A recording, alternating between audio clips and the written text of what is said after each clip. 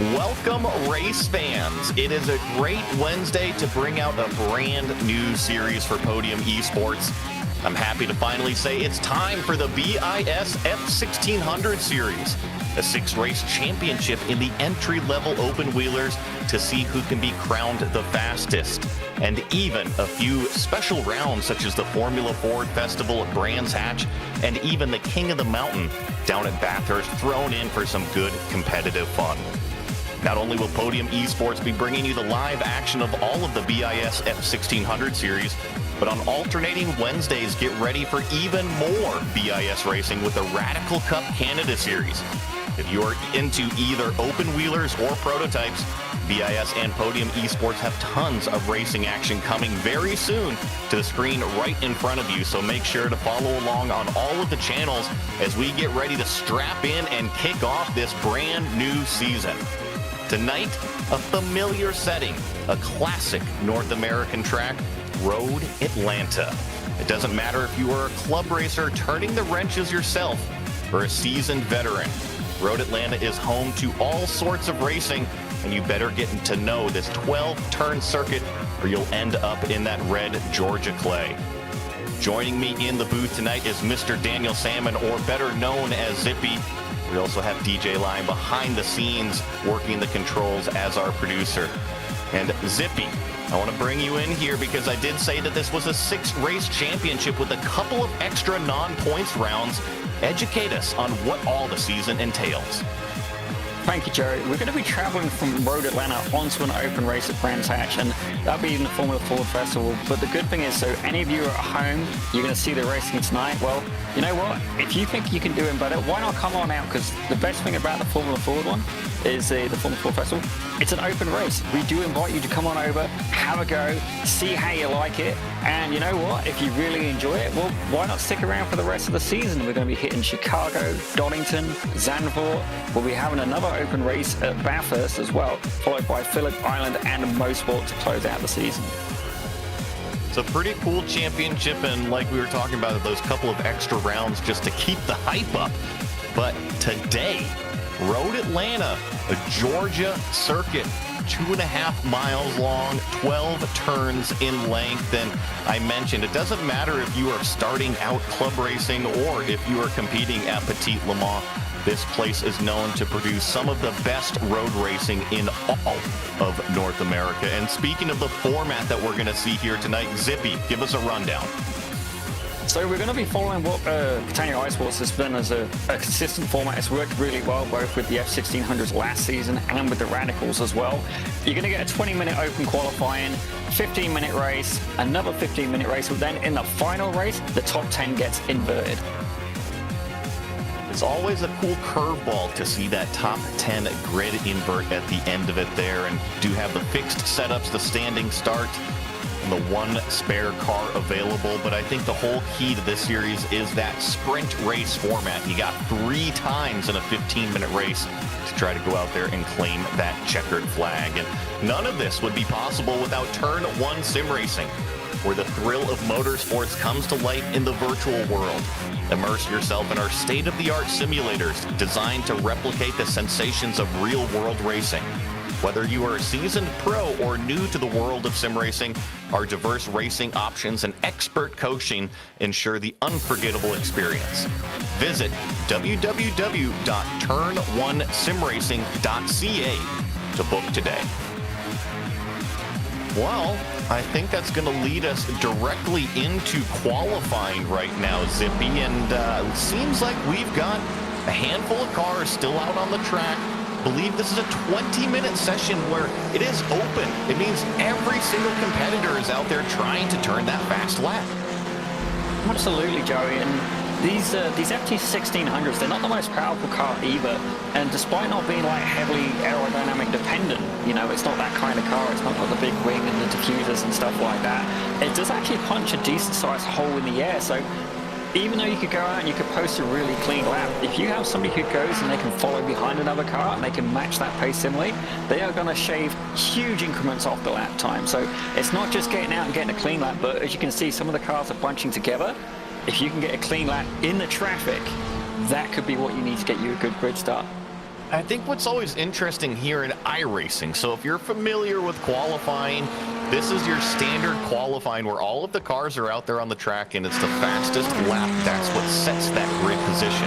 However, in iRacing, when you run a series with a fixed setup, such as what we are here at the F1600 series, in qualifying, you can't actually take any of that full tank of fuel out. So these competitors, they're out there running laps, and then what you'll see is they'll probably run 2 or 3 laps. They'll come into pit lane, they'll change onto a brand new set of tires, but not fill up that tank of fuel because zippy, fuel is weight, and weight, that takes away speed. Oh, absolutely, Joey, and certainly as well, the thing is, it does take actually a little bit, surprisingly, for the F1600s to get a little bit of heat in the tyres.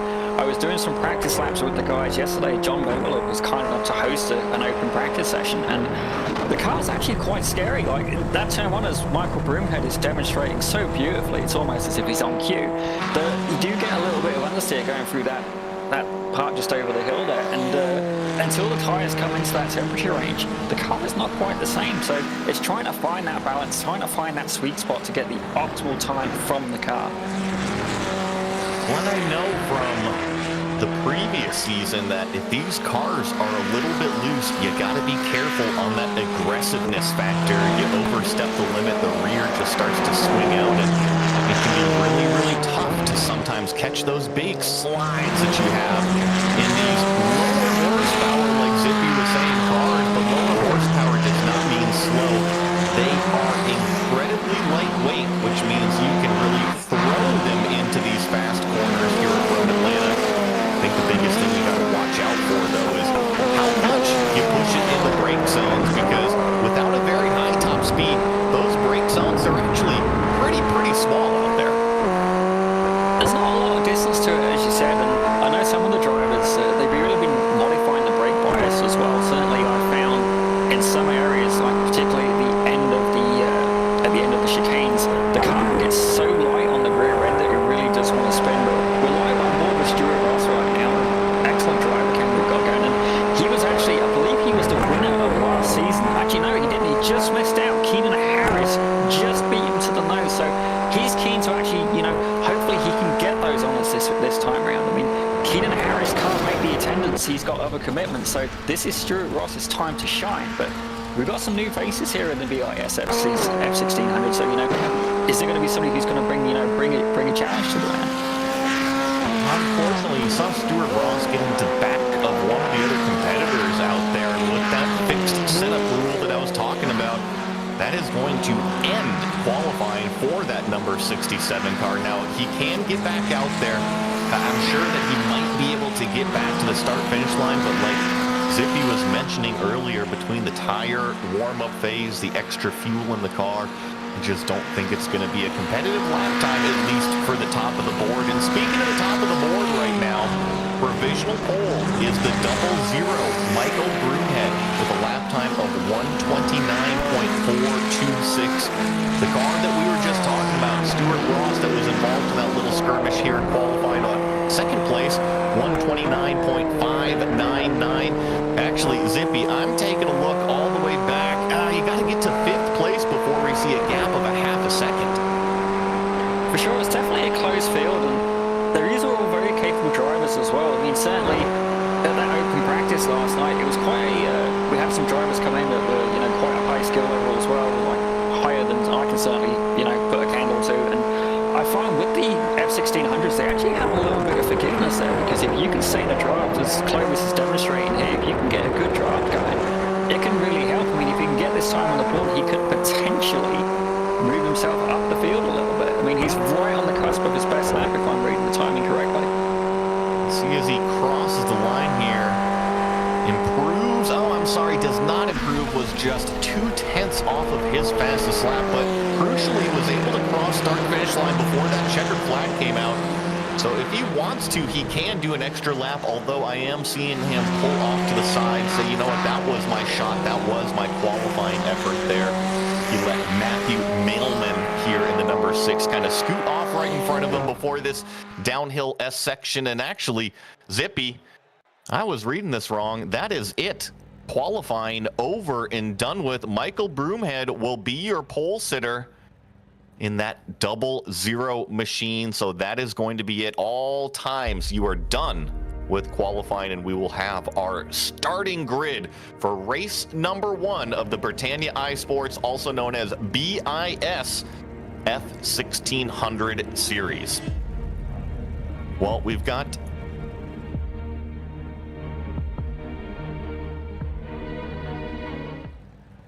the grid coming up here. Sorry for the delay here. I was making sure that we had everything lined up on our side of things. The 00, Michael Broomhead, your pole sitter. Stewart Ross next to him in the number 67 car. Assad Nakatembev in that 3rd position in the number 23. Connor Janitas going to be starting in 4th place. On row number 3, we have John Benwillid and Clovis Girard. Then in 7th place, we have Nick Horvath in the 382 car. Robert Covey in 8th place in the 72. Bill Pritchard lined up 9th, and Graham Lobin in 10th. We have 7 more cars, but we actually have the RPMs lined up. We're going to get a green flag here at Road Atlanta. The racing, the standing start has already begun. We'll make sure to get everybody's name said, but Michael Broomhead with a nice launch has the whole shot going into turn number 1. Stewart Ross is giving chase, but it is Assad Nakatembev trying to poke his nose in early, trying to get around this white and black car of Stewart Ross as we enter the top of the hill at turn 3. It's definitely looking clean so far. Nakatembev, he's doing fantastic. I mean, he's just 12 years old and he is able to like compete with people who have been sim racing for a lot of years. He's currently in 3rd. I'm impressed with Broomhead, to be honest. The guy can drive, but I didn't realize he had this level of pace in him. But qualifying is one thing, Joey. I mean, he has to try and keep off like last year's championship contender Stewart Ross. I mean, can he do it? We're about to find out, and with these lower horsepower cars, it's all about the momentum. But one thing at Road Atlanta, it is a very long back straightaway. Look at them lined up. The big snake, the draft train. It is only lap 1. Let's see who can take advantage of this. And if you are the 00 of Michael Broomhead, all you are doing out front right now is you are pushing the air for everybody else. All of that train, they are closing in on you in that mirror. Oh, 100%, especially going down that long straight. But certainly in terms of passing opportunities, that chicane, I think, is going to be certainly a hot spot. I was driving side by side with Broomhead yesterday, and you know, you can get these cars 2 wide, 3 wide through multiple corners. You know, even though you might traditionally not think it's a passing opportunity, in the car of this size and this level of grip, surprise, Joey. I mean, you create new opportunities. And it's a lot just to do with the mechanical grip of this car. It is a great racing car. That's why it's been used for so long, despite the numerous updates, the numerous iterations through the chassis. But this is the hottest, the coolest one. As we watch Dante Keesp in the number 15 car, unfortunately looks like he had a problem there in turn 1. Not going to be the only driver, let me tell you about that. Turn 1 is a very tricky, fast right-hander, and unfortunately it already caught out 1 car here. Zippy, take us through the replay. So as you can see there, he's got a bit of a backdraft going. He's closing. I'm guessing he's going to understeer. He's got to be understeer. Oh! Back end just got too light and off he goes, and it looks like someone else almost got collected with him, but thankfully able to keep it on the track. Doesn't look like he got a little bit of damage, but even if he did, there is one fast repair with every race. It's always nice to have that fast repair out in your back pocket. I kind of think of it as a lifeline, right? You don't want to have to use it. However, if you get in trouble, you come get your new car, you get back out on the racetrack, you get to keep turning laps, you get to actually have the fun that you came here tonight to do. And right now, the most fun havers are these top 3. Oh no, we got problems on the front straightaway. 2 cars involved. I believe that's Nick Horvath as well as the 27 of Girard. It's definitely not what he had in mind. I was actually watching Girard as it happened. It looked like he went off a little bit, caught the sand on the exit of the chicane. That kind of put him off. Horvath sees the opportunity. You can see the replay even better, but you can see he's just, as he's snaking around, just as they come around, he's gone a little bit wide, and on the rejoin, it's just a bit of a bump and boom. And I've got to say that these cars are fantastic race cars, but they work better when they're on four wheels, Joey. Being headfirst into the asphalt, not the preferred racing line. And then unfortunately, Cedric O'Hayan actually got a piece of that because this car right here, Clovis Girard, sometimes you get distracted, especially when you are in a big accident like that. In the track rejoin, it's still important. Unfortunately, while the 27 was trying to kind of get back going, definitely came over into the path of Cedric O'Hayan, but thankfully didn't see too much damage be caused and be made from it. And actually, look at this. We have a battle up here for the first place position. It was Asad Nakatebev making a move on second place, but he took it deep enough to challenge for the lead. We've gone from like a single file, we've now gone to potentially two double file races. I mean, I'm watching Keenan Harris right now. He's back in fourth. He's got 3 cars ahead of him. I don't know if I want to go full commitment at this point, but I mean, he's doing it anyway. He's on the inside of Broomhead right now. The 44 car challenging the 00 of Broomhead, and he's got the inside going into the chicane set, and I think he's going to make it stick. I do wonder if he's going to get penalized for an off track though, because he was really testing the track limits just as he went over the top of the hill. I don't see any black flags for any slowdowns, and there's another car that has joined the party as Broomhead actually gets into the back of Connor Janites coming out of turn number 5. So a swing of events for this blue and red 00. He was leading at this point just last lap. Now he finds himself way back in 4th place, and not only does he have 3 cars in front of him, but he's got a car directly behind him that he's got to defend from as well. But it's all Asad Nakatebev out front, going side by side with Stewart Ross on the back straightaway here, as Broomhead is going to do the same thing with the 44 of Connor Janitas. Actually see Stewart Ross leapfrog our leader before he even gets down into turn 10, although looks like Assad's going to try to battle back, try to pull the over-under. That is what these cars are known for. You get somebody out of position and you can do the old switcheroo.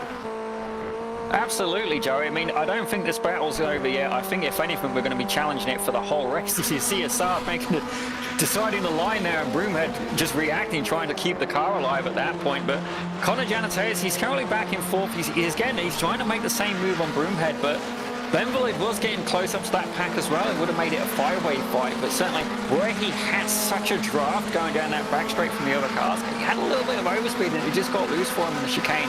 I'm wondering where these guys keep fighting up for the top 4. Maybe Benville can go and catch up again. He can get involved again, because if you're in the number 8 car, John Benville, you need these guys to battle. Definitely need them to battle here. This is a replay of what was going on a little bit further back in the pack of Bill Pritchard coming up and over turn number 3. Unfortunately, got it kind of turned around on him, backed it into the tires, and lost a ton of track position. But it is Michael Broomhead. Actually, you see a little bit more smoke going on in the background. I think that was the 24, maybe Cartini having some problems. But side-by-side action more for second place here, Zippy. Oh, it's not over yet by any means. I mean, we're only on lap 5 of 15, but it's going to be a battle all the way to the end. I mean, this is going to rival the sheer level of racing that we got with the Formula 1 with Alonso and Perez. The only thing is, that was a couple of laps. We get a whole 3 races of it.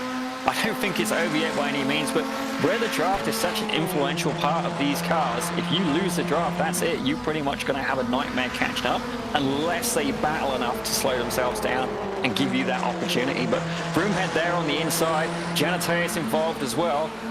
They're all scrapping. Stewart Ross is involved. Nobody is safe right now. It's just a case of keep that car alive, but they're also fighting. Everybody wants the lead.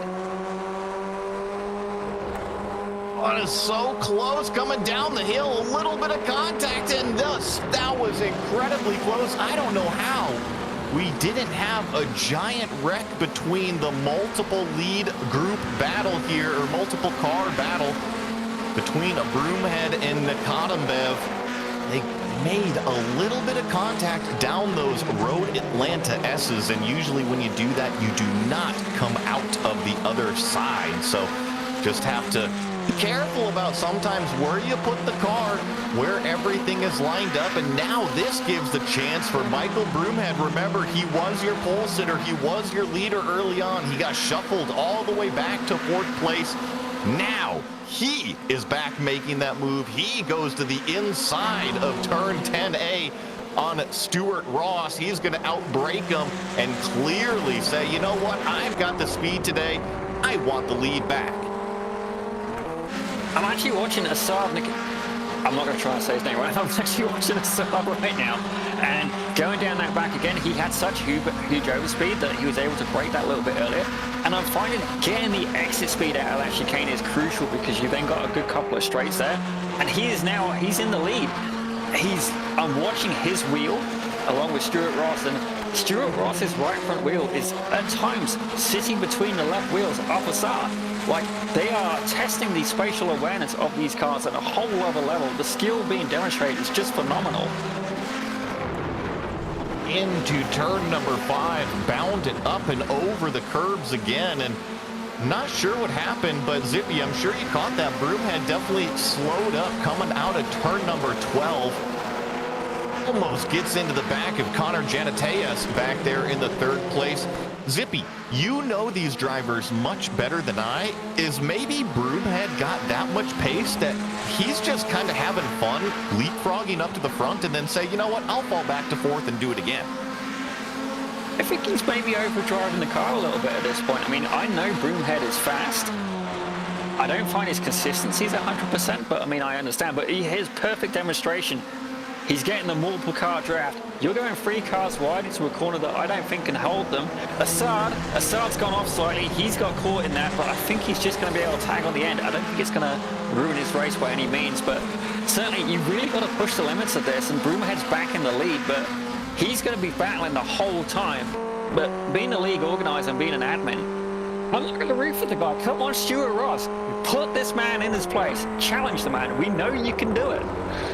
I want to see, I mean, we're going to stick right here with this lead battle because Stewart Ross, Michael Broomhead, Connor Janateas, we saw Assad right here just kind of get maybe pushed a little bit out of the way going into turn 10A, but we had 3 wide racing action for the lead in that braking duel going down into turn 10A, that last lap on lap number 7.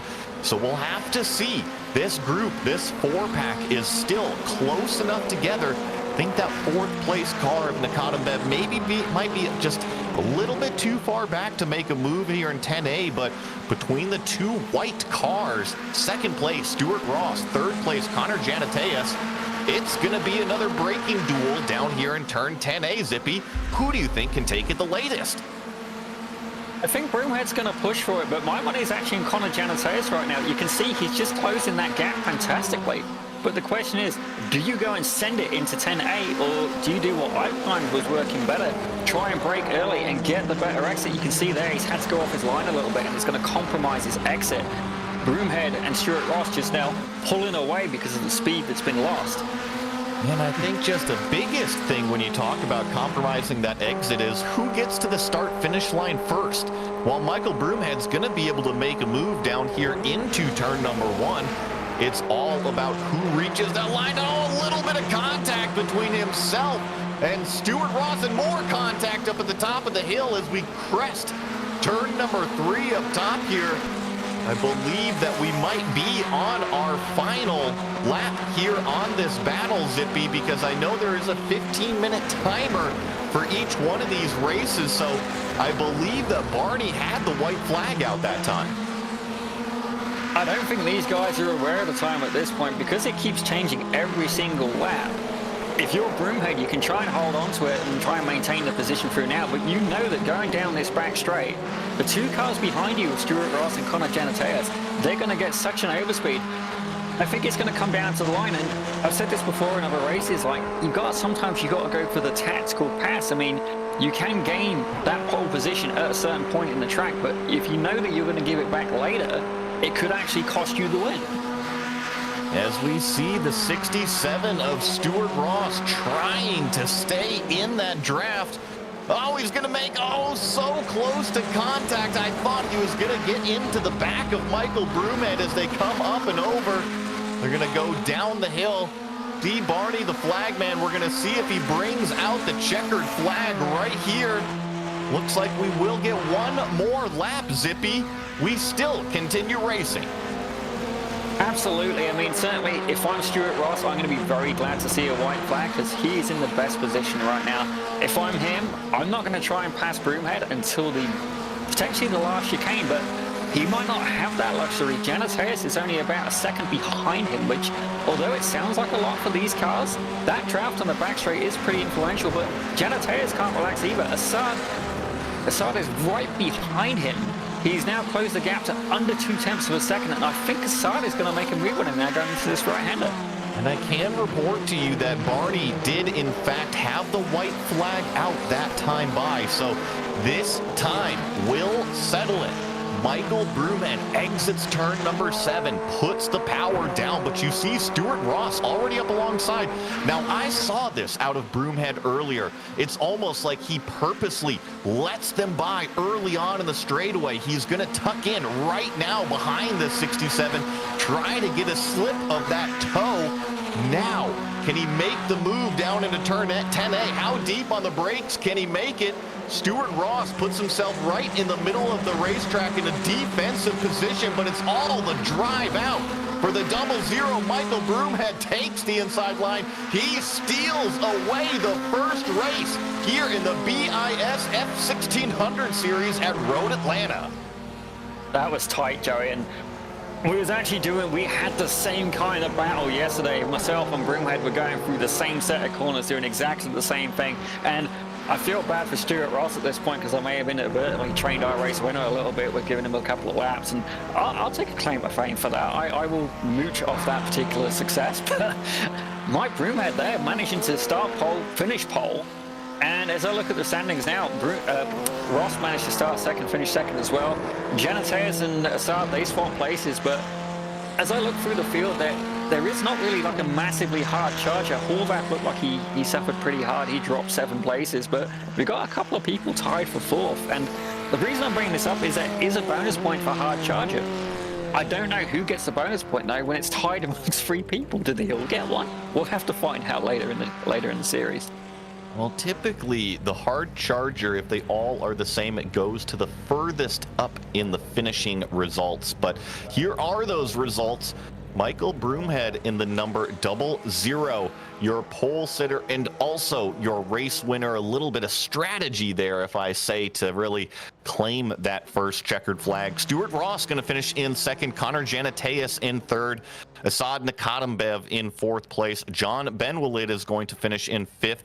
Graham Lobin in 6th, Robert Covey 7th, Clovis Girard in 8th, Phil Amaro in 9th, and Matthew Mailman in 10th. And Zippy, you've got the rest of them, and this is actually your starting grid for the next race as well. So we got Broomhead starting on the pole. His second race, the grid isn't reversed. Stewart Ross is going to be in 2nd. Connor Janataeus in 3rd. Assad is going to be in 4th with John Benwilid sharing the line with him in 5th. But I think we are already gridding up. We don't get much time between the 2 races. It's very tight. In the 11th place, there was Eugene Cartini. Cedric Ohayon was 12th. Bill Pritchard was 13th. And we've got the RPMs up. We're going to have a green flag here very shortly.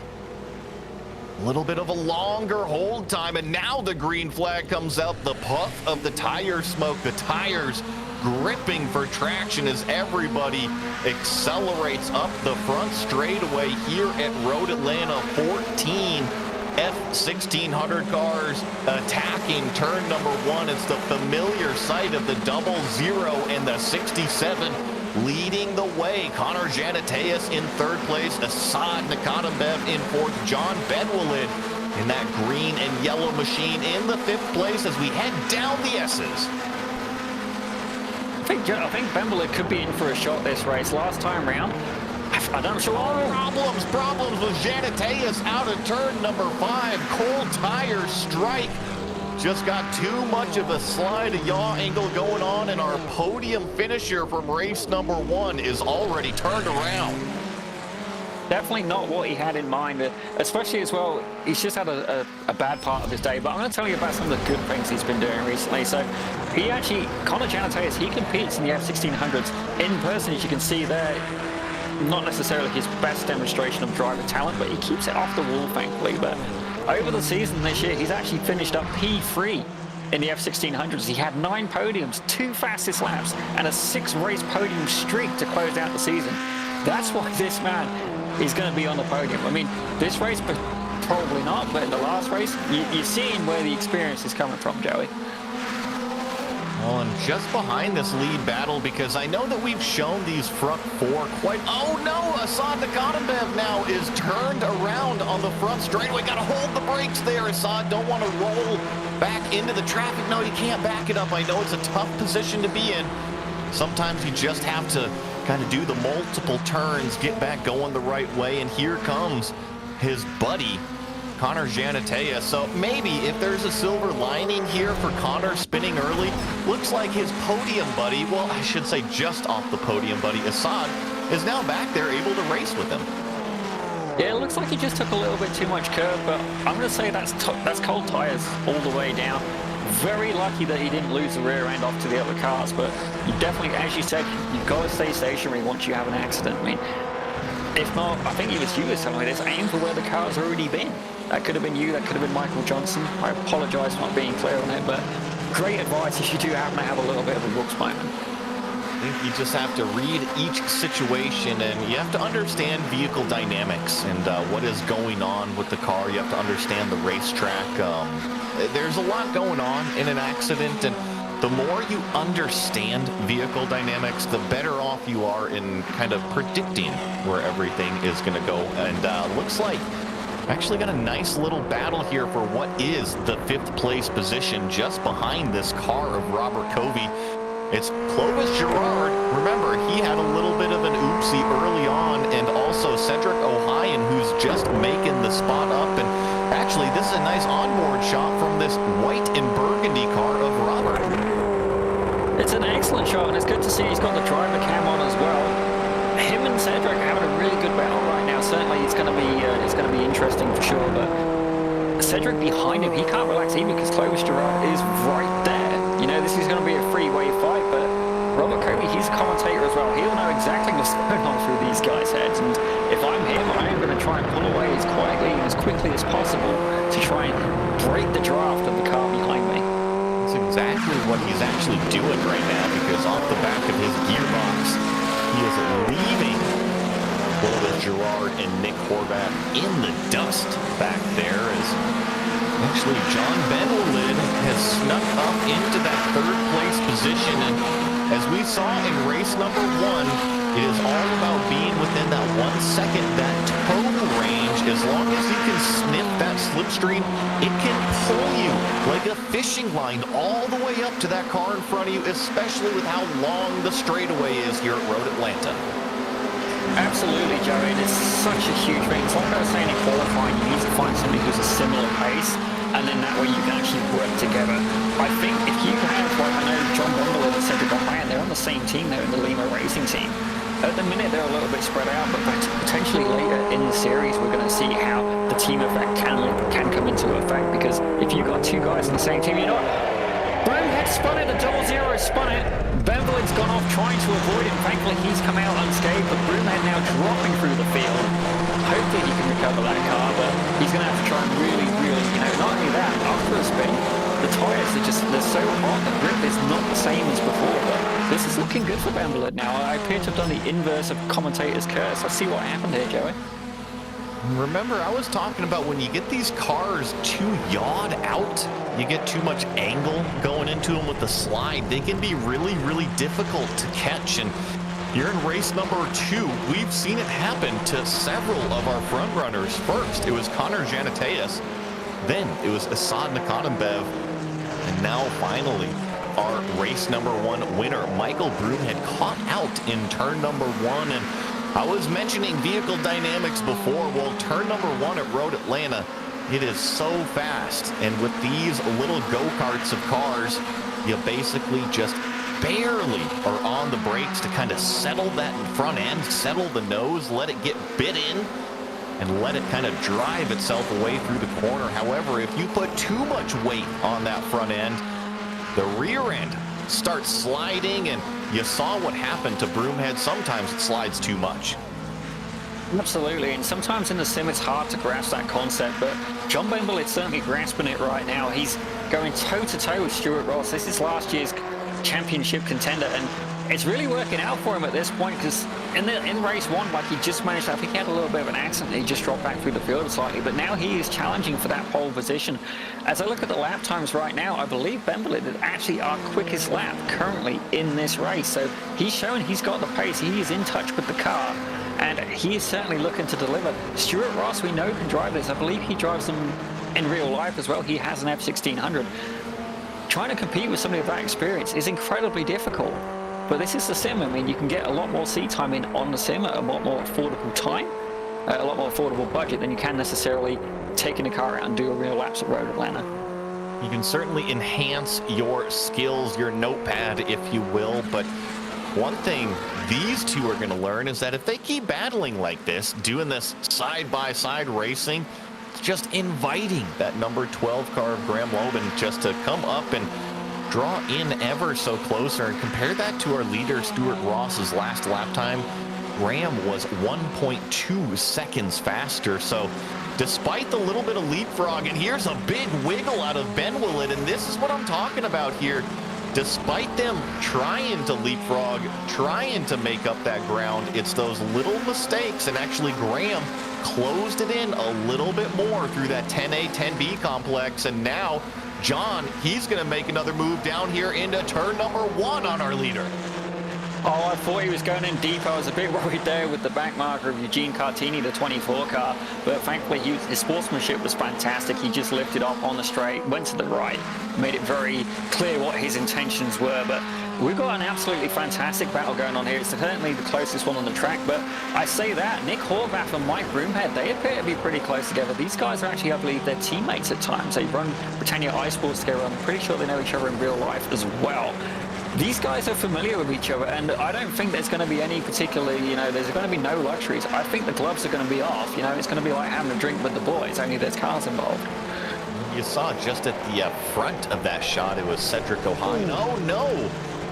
That was Clovis Girard, the number 27 car. No, it was not Clovis. That was a different car. Clovis Girard was actually getting passed by Michael Broomhead, as well as Nick Horvath coming out of turn number 7. So I'm actually not sure which car that was spun around, but remember, it was Michael Broomhead that had the problem earlier on, and he's now found himself in the 6th position. We found that car. It was the 24 of Eugene Cartini back in the 14th place position, having the problem in turn 6.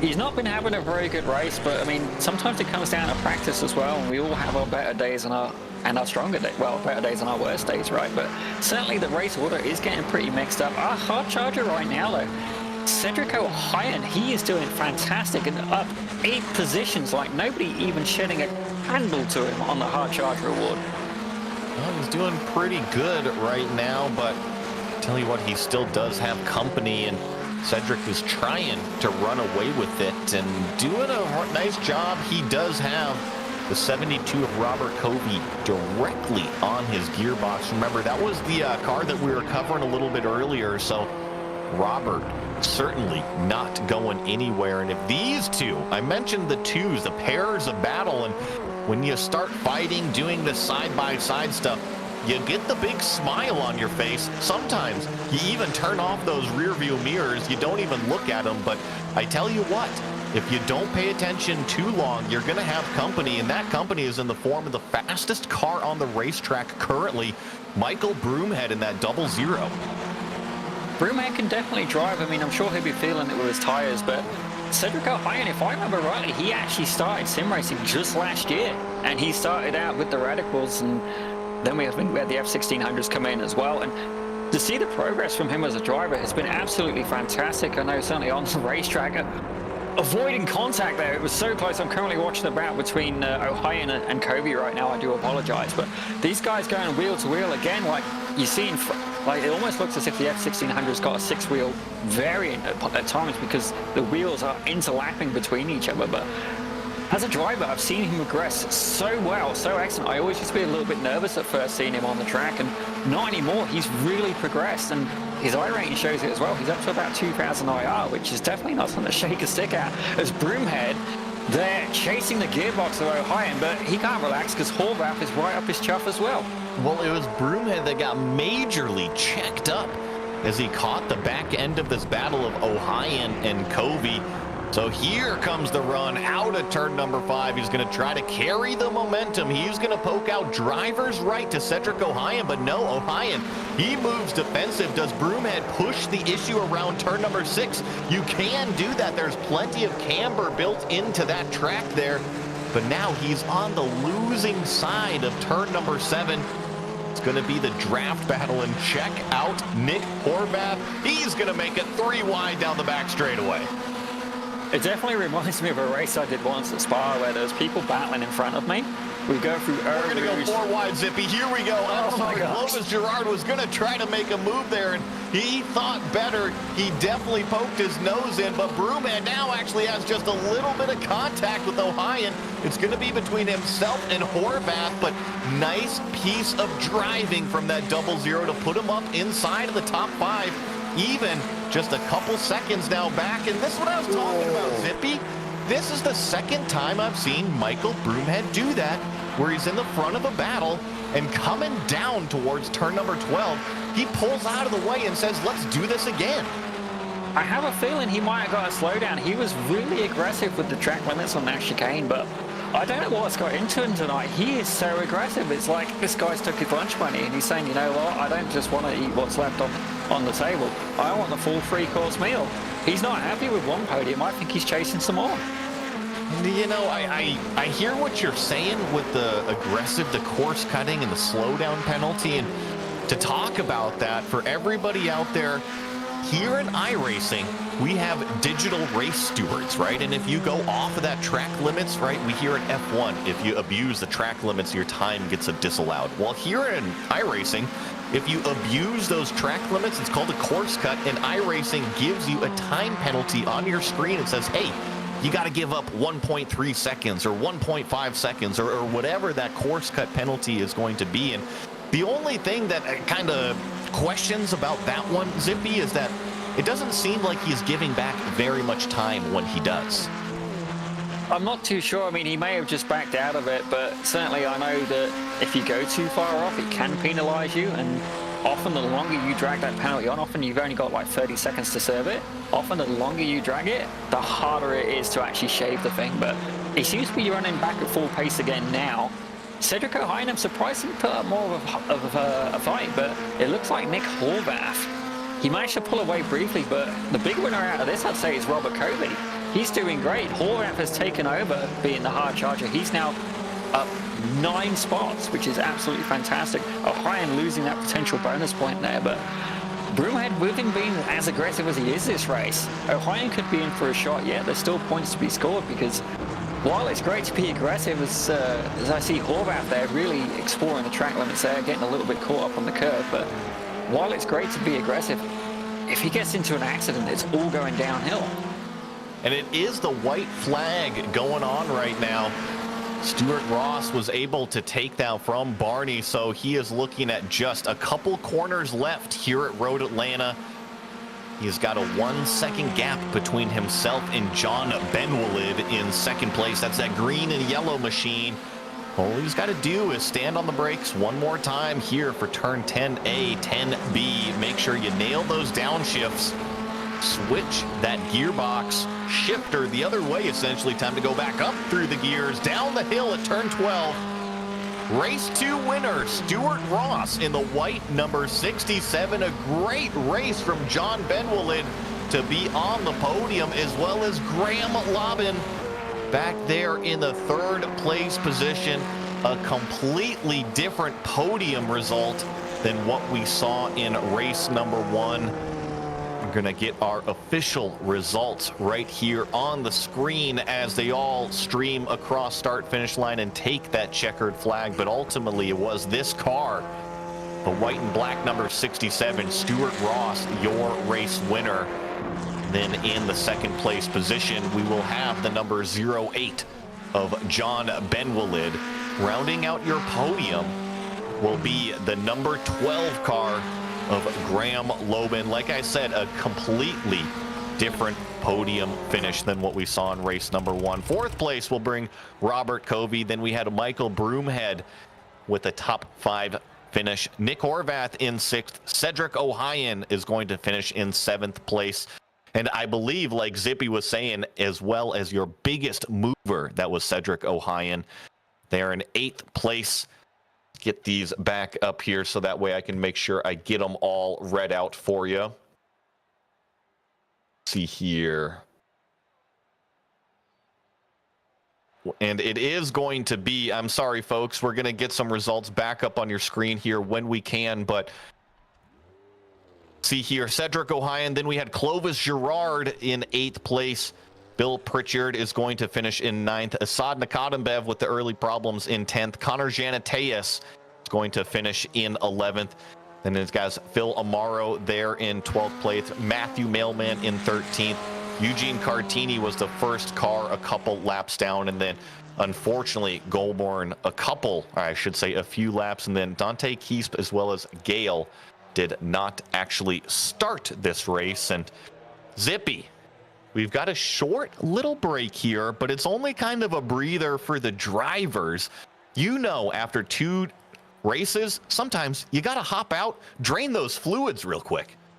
Oh, absolutely, Joey. I mean, I find doing endurance racing, especially like an hour, 2 hours doesn't sound a lot. And these guys had 2 15-minute races. But when you're in a situation like that, where you got that much tension and excitement, all of a sudden the bladder control isn't necessarily what it could be. And the sheer excitement, you know, you need to go and, you know, empty the tank. So hopefully these guys can get sorted out. Certainly it's easier to concentrate, but I'm looking forward to the inverse grid on this one. Assad especially is going to do well out of this. I think he could potentially, if he can keep it clean, he's going to be set. Connor Genesee is where he finished in 11th, just missing out on that. But you almost wonder, in second place, in finishing race 2 in 10th, could that have been a tactical decision? You know, maybe I don't want to try and fight up harder. Well, Turn 1 Sim Racing, we have to thank them so much, where the thrill of motorsports comes to life in the virtual world. Immerse yourself in our state-of-the-art simulators designed to replicate the sensations of real-world racing. Whether you are a seasoned pro or new to the world of sim racing, our diverse racing options and expert coaching ensure an unforgettable experience. Visit www.turn1simracing.ca to book today. Well, we are here on Podium Esports for the BiS F1600 series. I'm Joey Atterbury. I've got Daniel Salmon, or as we call him, Zippy, here in the booth. Also have DJ behind the scenes. He's working the controls as our producer, and you're getting these wonderful shots. We're here at Road Atlanta to kick off this brand new series of racing, and might as well talk about that schedule one more time here, Zippy. Their drivers, they're still getting back to the cars. We've got a couple minutes here before we get gridded up for round number 3. We're here at Road Atlanta to kick off this thing, but it's a 6-race championship. There's a couple of rounds that aren't points races, such as Brands Hatch and Bathurst, but it's a pretty cool looking schedule that we have lined up.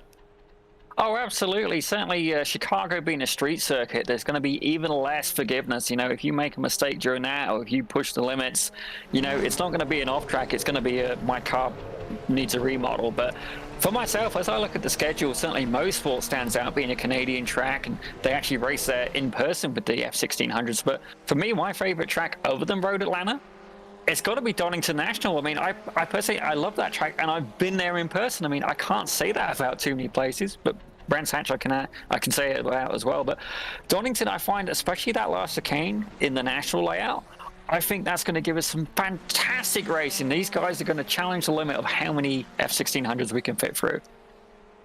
It's really cool to see all these different racetracks, and I really do feel that they fit this specific race car. I think maybe the one oddball that I see is the king of the mountain down there at Bathurst. You know, we're just going to see if there's any traffic jams. Hopefully, there won't be too many wheels rolling down the other side of the mountain. And you know as well as I do, Zippy, Bathurst, it can be a tricky one. Oh, absolutely, Joey. I know whenever I've run the endurance in it, the question is a case of who can qualify fastest. It's a case of, do we want to qualify? You know, sometimes it can be tactically advantageous to, you know, sit at the back of the pack, let the guys get a little bit ahead. But you can do that in an endurance race. When it comes to 15 minutes, that's not a luxury that you're given. You have to go and put in the best time you can. Got a checkered flag on this warm-up session, which means we'll have the grid for our final 15-minute race. And we have to remember here on race number 3, we have the curveball, the top 10 grid invert from that race number 2. So this is going to be something else as we get our starting grid in order. Asad Nakhanbaev will be your pole sitter in the number 23. Bill Pritchard lined up alongside of him. Clovis Girard is hoping to have a better start here as we get the RPMs up. We're going to have a green flag here shortly. Barney has the revs, the lights waiting, and now we get the standing start one more time here at Road Atlanta. Third time's a charm.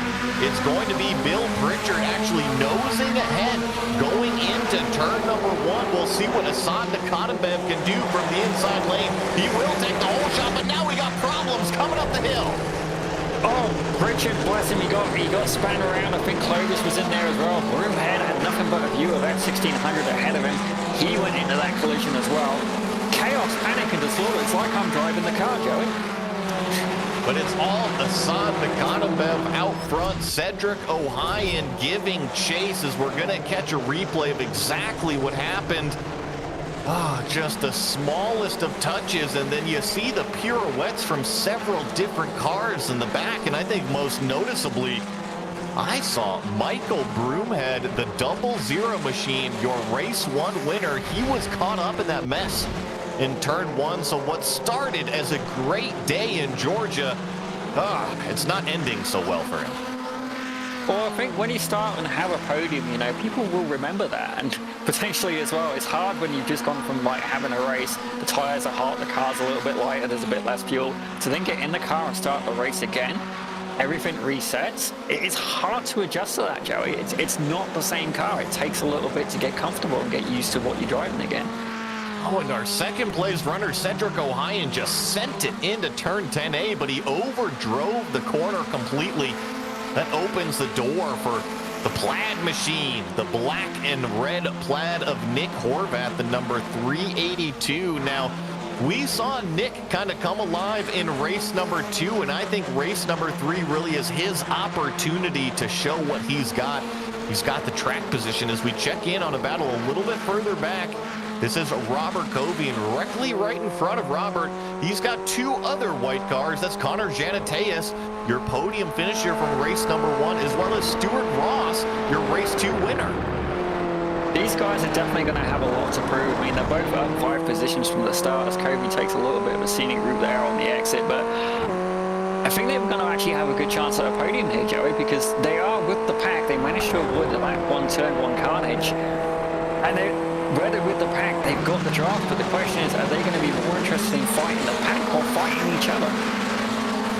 Well, they're going to have that decision to make as we go down the long, winding back straightaway of Road Atlanta here on lap number 2 of race number 3 of the BiS F1600 series, and it's Ohayon that is all up the gearbox of Horvath. He's going to poke out driver's left, go down to the inside, and crucially clears Horvath.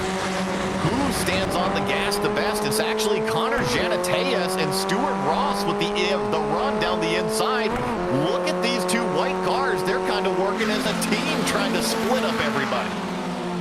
I was really hoping that Ohayon and Benvelet would be able to team up and, you know, kind of block the cars behind him. But when Ohayon made that move, yes, it paid off for him, but Benvelet kind of got hung out to dry at that point. He had nothing left, and you can see Ohayon is trying to very aggressively defend his line, and I can't say that I blame him, but It's not out of the running yet. I think if Benvelit and O'Hayan can work together, they could potentially bring in some nice points from this race. You know, tip of the cap where credit is due. While we watch this battle, we don't need to check in on him because he is running away from the field. You see him down at the bottom of your screen. That's Assad Nikanabev, the go-kart kid from the Pacific Northwest. Oh no, and Cedric O'Hayan over-rotates the car in turn number 6. Around he goes and just pulls it directly right back on the racing line in front of his competitors. I think race control might have a word with him after that one. Definitely not the preferred line. I mean, he's still in it right now. Let's have a quick look here at the replay.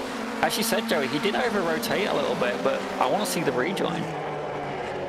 Yeah, you know. Back ends out. And straight in, and he's cut across quite a ways. Yeah, I imagine Robert Kobe wasn't a big fan of that, but thankfully no accidents. Sorry, Joey.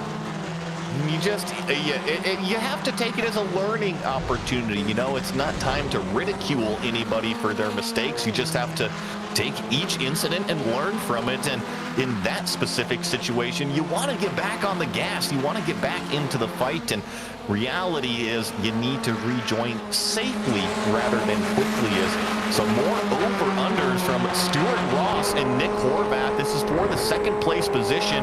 The crash test dummy of Stewart Ross now takes over that second place. And remember, Stewart had a good race number 1, had that win in race number 2, and here he is in a very solid position to have another podium to round out the day in Atlanta. He's definitely keen. I'm just looking at the driver cam as well. This man is serious. He's got the gloves on. He's committed, he's dedicated, and you can see he's working hard. There's tiny corrections to the wheel there as I watch this technique, and I believe, correct me if I'm wrong, Joey, I think he's using that H-pattern shifter as well. We'll have to wait and see here. It looks like it. He just went up from what seemed to be from 4th to 5th gear. See, does he click it down to 6th right there? Certainly looks like it. So, Zippy, you said you were doing the practice in these things. You using all 6 on the back straightaway? I hate to be the one to tell you, Joey, but they've only got 4 gears. Going down the back straight, believe me, you could do it having the extra couple of gears. But, you know, certainly it's a fun car, it's a challenging car, and myself, I feel very guilty, almost dishonest saying it, but I don't use a clutch when I sim race. I use an auto clutch, and for a car like this, I actually use a sequential shifter. I don't know about them in person. I think actually Connor Janateas was saying that it is a dog box, it is sequential, but you have to pull up the throttle and you have to match those revs, because if not, it can be an expensive for save.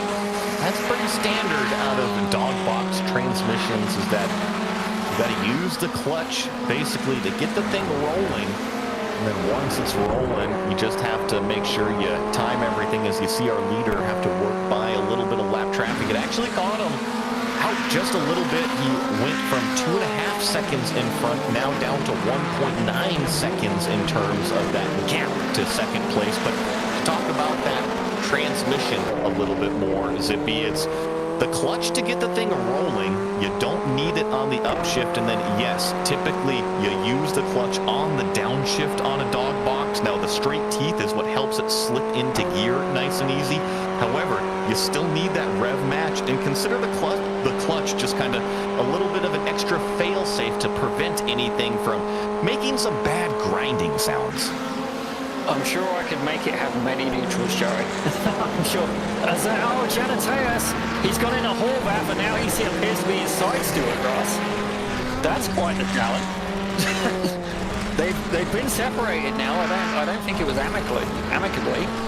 Forgive me. But unfortunate for both of these white F1600 cars. We're going to get a replay, and unfortunately this can happen in the digital world here. The 44 trying to slide down the inside, has a little bit of contact, and then you see just a little bit of merge of some molecules. Definitely a new way of being one with the car, and even your competitors. Hey, you know what? He's got a crash test dummy helmet on. You know, he's just out there testing each and every situation. Exactly, right? It offers an experience, as a test, you know, a scientific experiment. And he's I'm sorry to cut you off, but we have problems with our race leader. Assad Nikanabev has lost it by himself in turn number 5. So from the race lead, now down to third place. Take a look at the blue and green number 23. Turns it into turn number 5, and it looks like the curb actually gets them loose. But Zippy, I bet you this slide actually started before apex. I could definitely believe it. I know when I was doing some laps as well, that was the most like loose part of the car on the track. Certainly, you know, if you catch a little bit of curve, sometimes some of the cars can bottom out. These have felt, excuse me, pretty good. But we'll see if he can recover, because he's at the minute, he's still on the podium, but he's under attack from Cedric O'Hayan. Not only that, his tires are going to be absolutely roasting after that incident. They have to collect it up, as Ted Lasso says, have a mind of a goldfish. Forget about it, you know, forget about the mistakes. Keep on chugging on the racetrack. You are pulling away from the entire field, so if you are on the radio with the young driver of Assad Nakatambev, you just have to give him some reassuring words. You know you've got the pace, you know you've got the skill, you just got to go up there and do what you know you can do. You'll end up with a podium finish. Here is another problem to another race leader, Nick Horvath, in turn number 5. So what we saw caught out, Assad Nakatambev has now caught out Nick Horvath. There goes Assad, there goes Cedric O'Hayan. The 382 has gone from the lead all the way down to 4th. Definitely not what I had in mind. I mean, with iRacing, you can't spill oil on the track, but at this point, you'd be starting to wonder. Like, the car was just so loose there. I'm not sure what's doing it. I know when I was going around that corner, as much as I wanted to lift to get the car to rotate more, if I did, the back end would have a tendency to overtake the front. I had to keep a little bit of harsh throttle in there, Joey. I can tell you from personal experience, Zippy, is that I've got tons of laps around Road Atlanta, both the real Road Atlanta and the virtual Road Atlanta, and turn number 5 is a finicky corner. You have to carry as much entry speed as you possibly can, because you have the compression that catches you, that gives you extra grip. But before you get to that compression, you have to deal with the apex curb at turn 5. Before you even get to that apex curb, you got to deal with the entry curb on driver's right-hand side just to even set the car up. So I tell you what, you get even the entry wrong, it can cross things up in a hurry out there. And looks like the 00 Michael Broomhead, he even had some problems in turn number 5. Oh, and he gets into the 24. I would love to see maybe a cockpit shot of that if we can, because I think instead of losing control there, Zippy, I think that Broomhead was actually trying to avoid. I don't think it's definitely what he had in mind, but as we're going to have a quick look here, potentially. Stand by, here we go. There we see Broomhead, cockpit shot. Taking a little bit of grass there. A little bit of grass there. Oh, yeah, he's tried to avoid the 24 of Cartini, and it's just not worked out for him. In his defense, he didn't really have anywhere he could go. I mean, maybe not the best rejoin by Cartini. It's not been his day, but, you know, we've all got to start somewhere, and Broomhead's had a pretty good day. He's already had a few mistakes in this race, though, that I think has cost him dearly. I don't know if he's going to bring that car back out again. He may have already used his fast repair. I don't think that Broomhead will be rejoining the race, and I mentioned learning opportunities. Everything is a learning opportunity. Let's talk about track rejoins here for a minute, Zippy, because we've seen a few track rejoins here that have taken my breath away a little bit, and that one right there, the whole key to a track rejoin is you cannot come across the track. Think about the angles. If you come across the track in a perpendicular manner, that is a bad no-no. You don't want to do that. Sometimes it takes turning, doing that Austin Powers multiple point turn, but the whole idea of a rejoin is to rejoin the racing line parallel at a very shallow angle. That way everybody can know exactly what is going on and where everybody is rejoining the racetrack at a safe angle and a safe manner. So it is all about that angle that you rejoin the track at. Perpendicular, bad. Parallel, good. I completely understand. Just doing Petit Le Mans, I had somebody in the same corner that had caught out Nakatambev and had also caught out Horvath. I got his name right, fantastic. And I had somebody who was facing the wrong way, and they literally turned and pulled the car straight across the track and wrecked me. I was absolutely furious. I said words that would have made a few people blush. I mean, as you do, the racing may be virtual, but it's still real. The emotion is still there. But as you can see, Horvath and Nakadenbev, they've actually recovered quite well. White flag currently for John Benvelid, who's having a fantastic race. He is a hard charger right now, up 8 spots, but Horvath's pulling in the pits. I'm not sure what's going on. Perhaps a penalty. I'm not entirely sure, Joey. Yeah, I'm not sure. Yes, it is. So remember, in the race details we covered, if you have incident points, if you get a 12X, you will have a penalty. Well, turns out the number 382 has a black flag. I can only assume it is for an incident limit. With the white flag out, I'm sure he is going to undo those harnesses, hop out of the race car, call it a day, because it's all the 08. This green and yellow car. John Benvelid had a great fight early on, especially with the likes of Stewart Ross up front, but he is now just looking at the back straightaway, plus a couple corners to claim his first BIS win this season. It would not only just be a win for John Benvelid as an individual, but Lima Racing is currently first and third on the podium. This is great. We're going to start to see, as the season develops more and more, we'll see the team side of it come into play. And not only that, attendance is key. You know, to score points, you have to be there. I see there's 3 people in Lima Racing. Matthew Mailman would be the third. They're all here. This could be the winning formula for scoring good points throughout the team championship. Well, and around the final corner, John Benvelid collects the checkered flag, your race number 3 winner here at the BiS F1600 series. Asad Nakadenbev, despite the spin, will finish in the 2nd place position with Cedric Ohayon in 3rd. And how about that? 3 races to kick off this season at Road Atlanta. 3 different winners. Not only that, but 3 different podiums, as well as we watch the rest of the field come down turn number 10A, rounded out at 10B. This is the 27 of Clovis Girard coming up. He'll finish in the 9th place position. As we watch the rest of the cars come around the screen here, we will get your official results. Everybody crosses that start-finish line. What a great night of racing here in the Britannia iSports F1600 series. Ultimately, it was John Benvelid, your race winner. Asad Nakadenbev is going to finish in 2nd place. Cedric Ohayon rounds out that podium, like Zippy was saying, Lima with a double podium here in race number 3. Robert Covey finishes 4th. Stewart Ross with the 5th place finish. Harland Goulburn, nice race for that 127 after not having the best of them in round 1 and 2, or I should say race 1 and 2. Graham Lobin coming home in 7th. Bill Pritchard in 8th. Clovis Girard in 9th. Matthew Mailman in 10th. Zippy? Absolutely. And as I continue the standings here, Phil Amaro there in 11th with Nick Horvath after that little incident in 12th. Connor Janateus in 13th.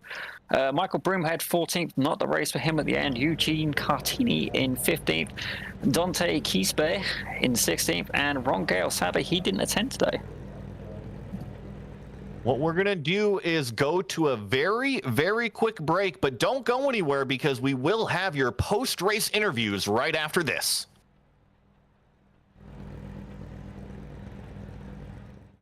Racing isn't easy, but experiencing it is.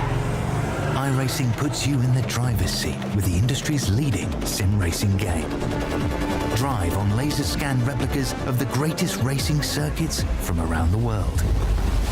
Go head-to-head against other drivers chosen by skill-based matchmaking to ensure competitive racing at every level. Compete across all your favorite series.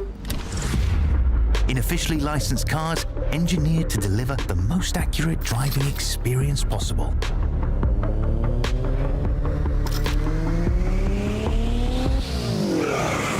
Join a race or host your own with players from across the globe. Race against the computer or in a league with friends. Feel Feel the thrill behind the wheel. Visit iRacing.com.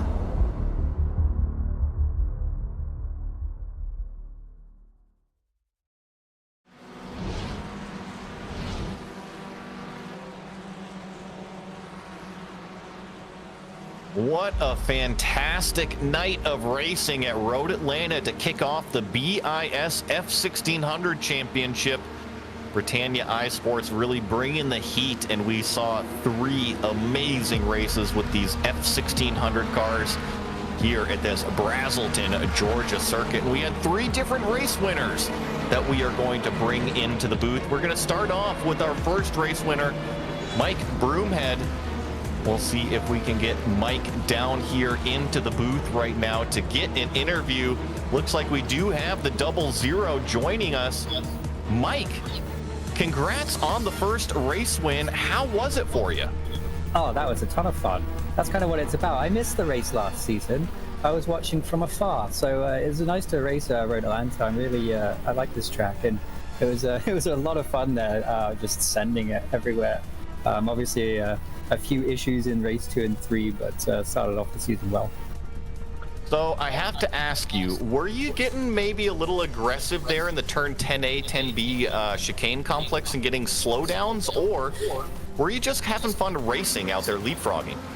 I'm not good enough to let people buy voluntarily, so I do it accidentally. But yeah, I cut the left-hander twice. A little bit too much. I was using my strikes because there's 17 or so you can use, I guess, quite a few. But I was using them. I cut a little bit too much out of that one, and yeah, I had to slow down. But I thought I'd let everybody know to at least keep it fair. Well, we've got 6 points races plus 2 extra rounds. Looking at the schedule, is there any one of them that stands out that you are pointing at that says, you know what, I'm really excited about this race?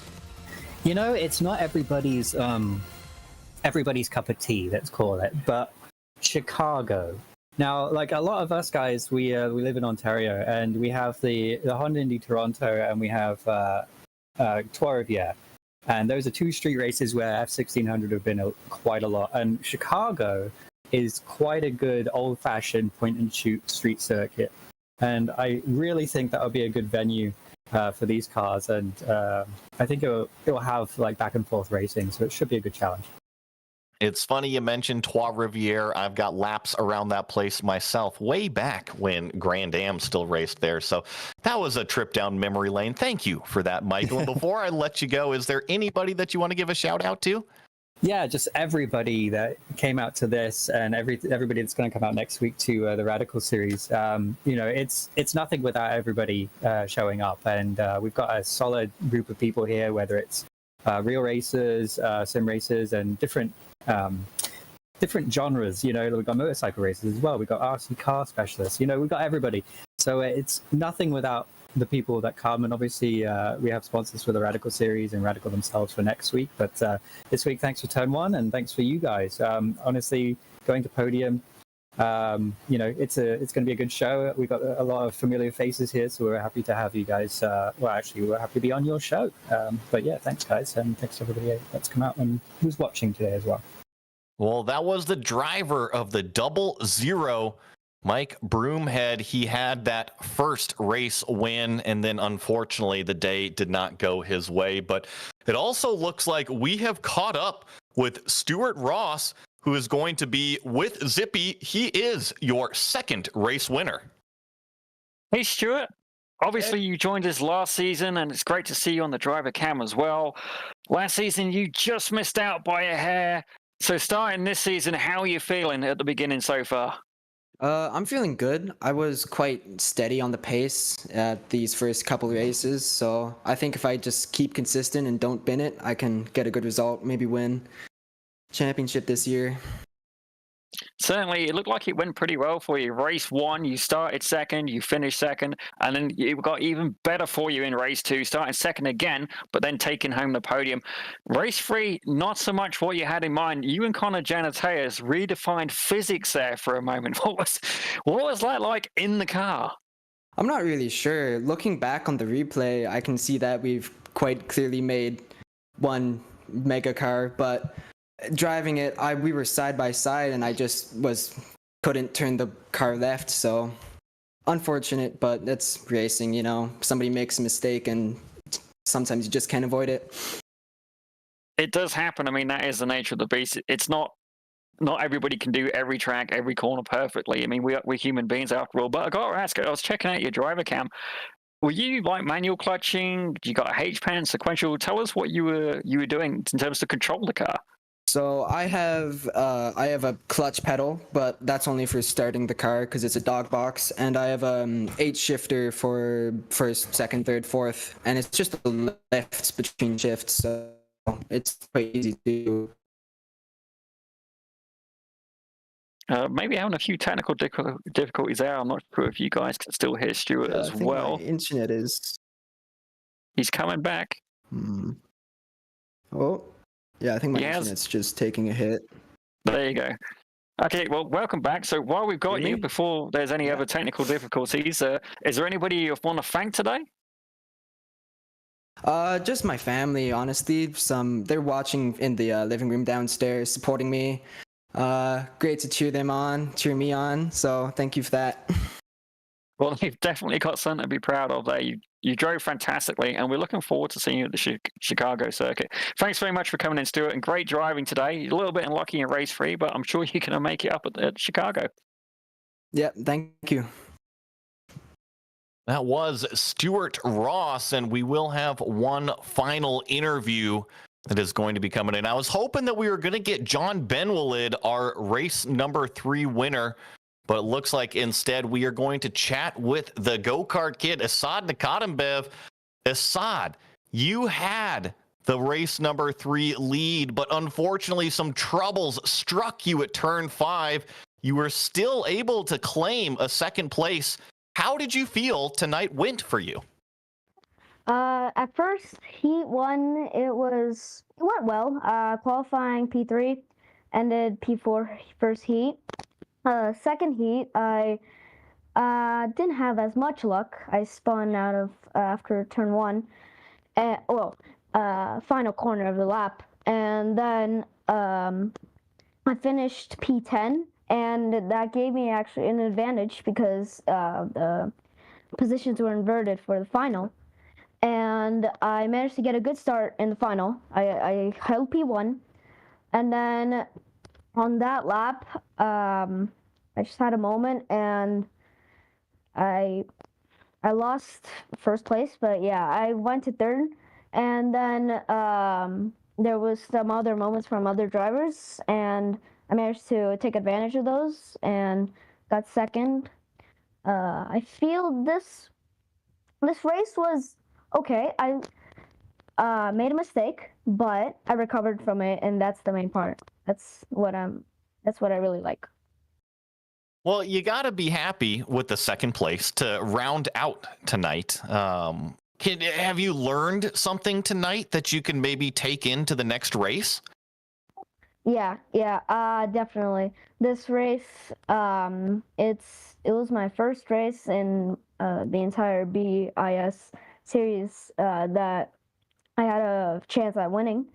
But yeah, I can definitely take up that when you're first, you don't need to push as hard.